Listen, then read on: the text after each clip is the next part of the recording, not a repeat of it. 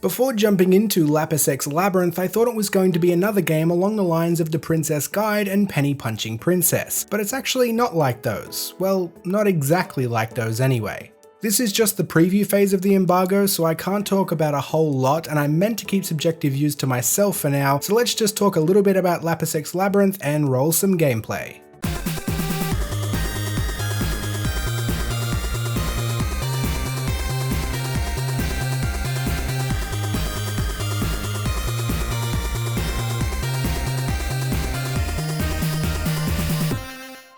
The little blurb that accompanies the game reads, "Explore a dangerous labyrinth filled with fearsome monsters and fight your way to the treasures below using the unique stacking mechanic and the explosive power of Fever Mode. With 8 character classes, fast-paced gameplay and over-the-top visuals, this adventure has everything you need to make it rain." There is quite a bit to unravel there, so let's start at the beginning. Starting a new game will almost immediately dump you into a character creator where you can choose one of 8 classes and make some very minor appearance changes. You have to make 2 characters initially, which gets increased after the tutorial. The tutorial does a good job of teaching you what all the buttons do, but not a whole lot beyond that. Lapis X Labyrinth is a side-view action RPG, I guess you could call it. You control your party of up to 4 characters which are all stacked on top of each other. You explore labyrinths to break crystals, find treasure and kill enemies. The stacking mechanic actually plays a role in a few ways. Each character in the stack grants an additional jump. You have a double jump solo, 3 jumps with 2 in the stack, and up to 5 jumps with all 4 characters. Each extra jump you take will drop the other character below, kind of like when Mario sacrifices Yoshi for an extra jump, except they don't stay sacrificed in this case. It also plays a role in combat. The main character you're controlling will attack with a combination of Y and X with directional variations thrown in the mix, but you can also throw one of your other party members into the fray to unleash attacks with A. Building up a meter allows you to unleash a big attack involving the entire party, which seems just a little overpowered in the early stages. You can also switch the character you control at any time by pressing L. The action itself is fast-paced and occasionally difficult to keep track of, but it's visually quite pleasing and overall pretty satisfying. The other big mechanic that comes into play is Fever Time. Killing enemies builds the fever meter, which activates automatically and awards extra loot for destroying things while it's active. Special blocks also become active during Fever Time, which release a massive multicolored gem money shot when hit. The visuals in Fever Time are a frantic, colourful dream. It's quite striking.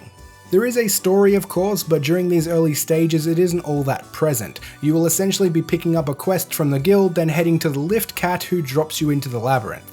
The loot you pick up in the labyrinth is predominantly weapons and gear that you can equip your characters with. They can have special abilities attached to them or even be limited use. There seems to be a lot of potential for party building once you start picking up more and more treasures. So that's about all I have to say about Lapis X Labyrinth for the moment. I'll be posting my review in a couple of weeks when the embargo lifts, so keep an eye out for that. And to play out the video, I'm just going to roll some unedited gameplay footage to give you an idea of the flow of the game. Enjoy, and I'll see you all soon.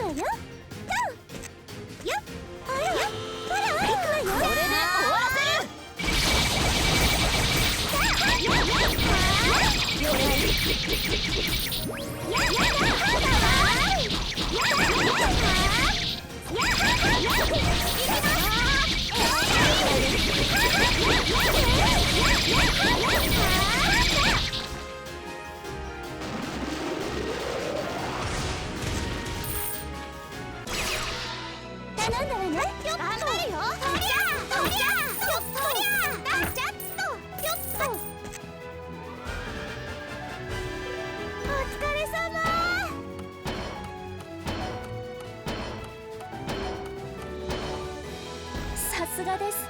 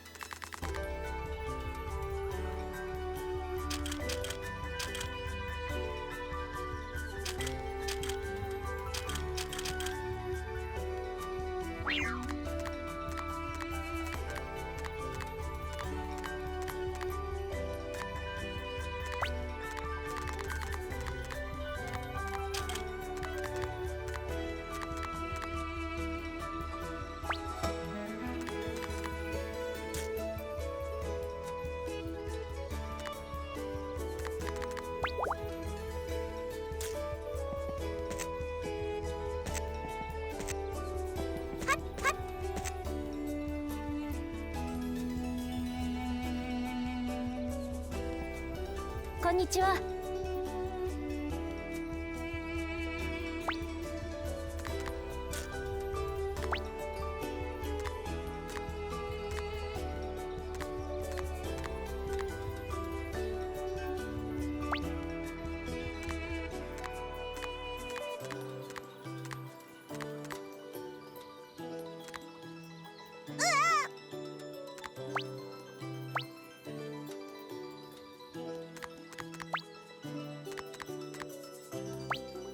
受注完了です。